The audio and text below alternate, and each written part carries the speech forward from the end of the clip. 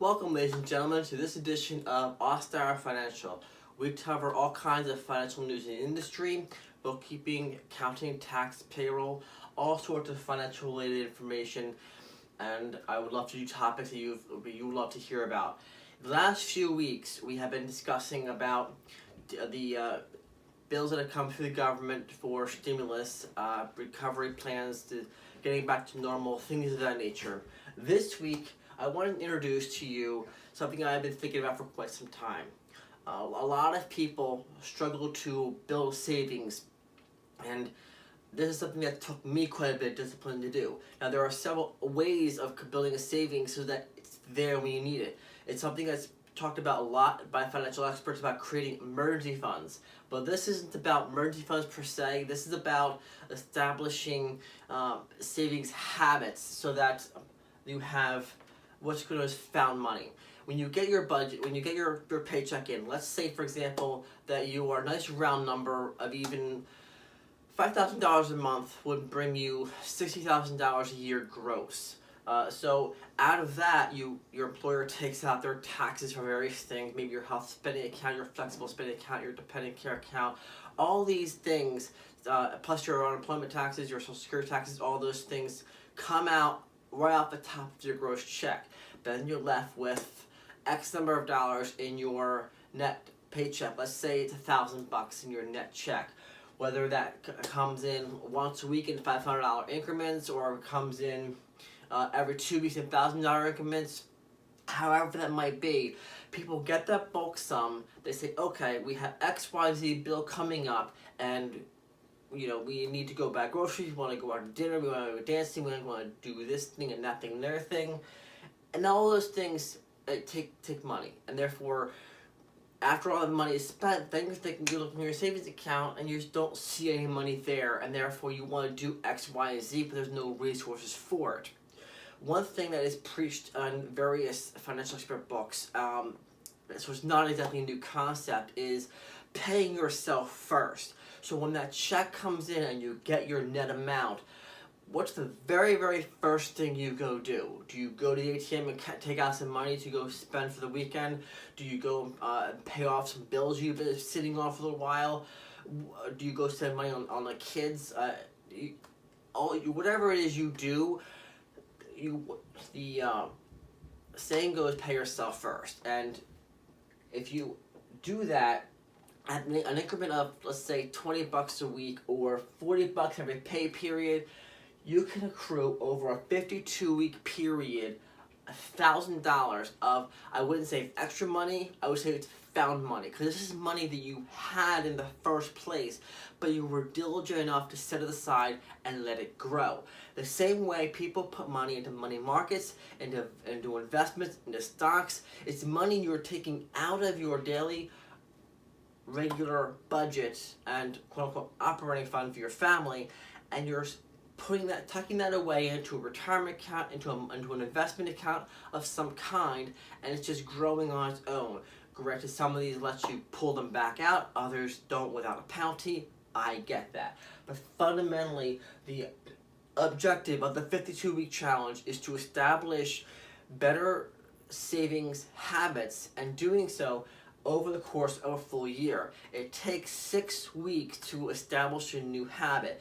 Therefore, to be able to get started, doing this in a manner in which is conducive to your own habits, your own discipline, things of that nature, helps make it easier. Then there's various strategies of doing this. Some people prefer to hit the ATM, grab an envelope, throw that in there, and tuck that away someplace out of sight, out of mind, so they're not thinking about it, and it's not available for them to spend in the regular debit card purchases or cash out of their pocket when they're going to buy something.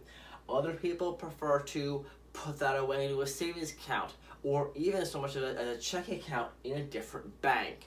There's a lot of ways of doing this. You have to figure out what works best for you.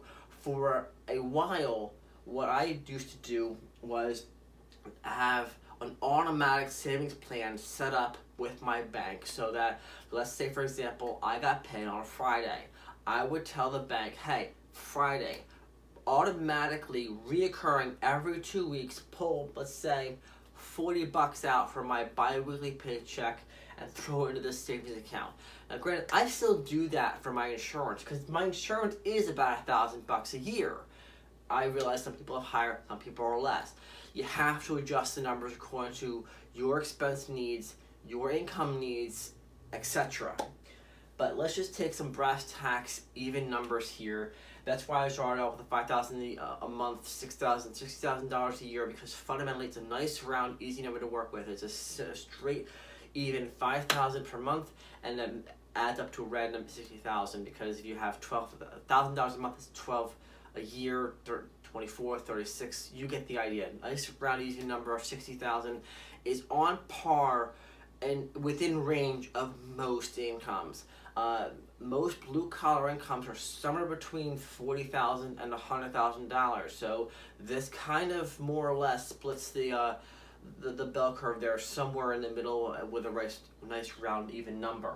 Having said that, okay, getting back to setting up savings plans. The other thing that I have read about and only recently implemented about was the fact that, well, I shouldn't say read about, but thought about, is the fact that another element of savings is that, let's say, for example, you make your $1,000 every 2 weeks in your paycheck, and that comes into XYZ bank. What you could do is set up a second bank account and have, let's say, instead of your $1,000 paycheck, you take $960 and you automatically transfer that to the other account. That means the money doesn't show up till Monday or Tuesday after that weekend, but that also means that you've left behind that $40. So sure, you get paid on Friday, you can't touch that money till Monday or Tuesday, but at least that way you know you have left behind that $40. Another way of doing it was if that delay if you need that money over the weekend would be, okay, we'll send the money instead of to a savings account in the same bank. We'll have an automatic transfer funds from Bank A to a secondary Bank B that will arrive on Monday or Tuesday of next week, and it's out of sight, out of mind. That's something I've been doing for over 5 years now, and it does accumulate. I don't have, $40 a week, but let's say I have $10 every 2 weeks. That means over a course of 52 weeks, that money is continuing to mount. And if you need to go and pick up some clothes for the summer, or you found a sale for shoes, you didn't have that in your budget, or you had an emergency come up, like you had a plumbing leak at the house, you had to go grab some money, you look at your savings account and there's just no money to pay for that. You don't want to put that on a credit card. Oh, that's right, I have that other bank account that I've been throwing money at. How much is in there now? Oh, wow, that's been growing. I've got X number of dollars in there now. Well, that will help put a dent into this new expense, if not outright cover entirely. So it's up to you as to which method will work best within your spending habits of your budget, within your discipline to not touch the money. But fundamentally, if you can put away $20 a week, $40 every 2 weeks, over a 52-week period, it comes out to $1,040 in found money, which means at week 51, you've got your you're at week 50 or so, you've got your $1,000, but for the full year, you've got $1,000 found money. Every time you look at your accounts, every time you look at your budget, how nice would it be to be able to see an extra $1,000 just sitting there, knowing if you need it, it's available to you. That doesn't mean go and create this new spending habit of, oh, I'm going to go buy this new furniture, I'm going to remodel the kitchen, I'm going to get this work done, I'm going to get that stuff done. It's not about that. It's about the fact that you made that money already and you were disciplined enough to actually go ahead and set that aside, and now it's available to you in the event of a rainy day. Have I used these funds that I've set aside? I've got multiple of these personally set up. I've got a savings account set up for insurance, for emergency, for taxes, for all sorts of things. And each of those pockets of money, I have trained myself to just not touch until it's needed. In fact, my savings account I have set up for my auto insurance, I tell my insurance company, go ahead and pull a full premium amount when it's due at the beginning of the policy. That way I'm covered for your 6-month term, and the money already says I don't have to think about it, I don't have to worry about it. That didn't used to be the case. Before I started going down the path of financial literacy and trying to figure out how to make ends meet, every 6 months, boom, this massive bill would come in from insurance. I kept thinking to myself, my God, I wish I had that $600, that $700 just sitting aside. I could pay this and beyond with it. Instead, I have to now budget for this $50, $60, $100 a month payment plan that they offer to be able to drive with insurance. Now, if you were to start this off for looking for found money and you use this first for insurance, that is an easy avenue by which to throw your money at the premium and have it continually rebuild. Another avenue you could do this for, let's just say you have a car loan and you're paying $100 a month towards that car. Well, once the car loan is paid off, how do you keep that rolling along? Keep it running, keep on that disciplinary track, because that can add up. So let's say you're looking at this plan will be $1,000 in a given year. If you were doing that by $100, you multiply that by a few, and that becomes $2,000, $3,000, $4,000. That becomes a very sizable down payment to a decent used car, or even if you want to splurge, a brand new car. There are so many different ways to leverage your money, but fundamentally it starts with the 52-week challenge of taking a small chunk of change that you won't feel is missing. You won't miss it. It won't hurt your budget. It won't kill you in trying to be able to put groceries on the table or be able to put gas in the car, things of that nature. It's a very, very small amount of money, but it adds up over time, and then it becomes that found money that becomes so critical to you down the road. So to start now, take on my 52-week challenge. Create either a savings account, a checking account, a bank account in a different bank institution. Use the envelope method.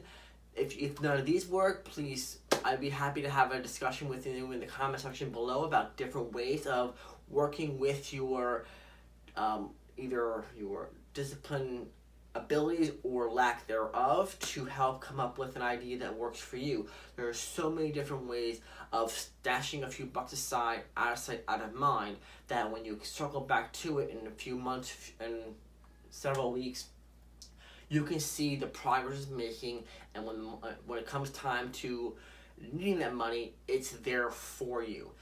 It comes down to, initially when you're creating the 6-week habit, it comes down to establishing the habit out of it, which is why the whole out of mind. After you got the ball rolling, you're so used to stashing that money aside, and your budget and your lifestyle have adjusted accordingly, that you don't miss that every 2 weeks, every week, what have you. Therefore, it just becomes a matter of, okay, what do we want to put this towards? Do you want to let it continue to build to an important need? Do you have a savings goal you want to put it towards? For example, my wife and I want to finish out the basement. We bought this house where the attic, not the basement, but the attic was a full disaster. We want to be able to pull up the boards, throw out the garbage, redo the installation, and do all kinds of stuff to it. And I've estimated it's going to take, let's say, a nice round number of $1,000 to do that project. Okay, great. So we don't have the time or resources to do that now, but hey, let's throw $40 aside every paycheck into a savings account that's earmarked for that project, and we'll set a date for, let's say, it is July now, so July of 21. Hey, by July 15th of 2021, we want to be able to spend this money and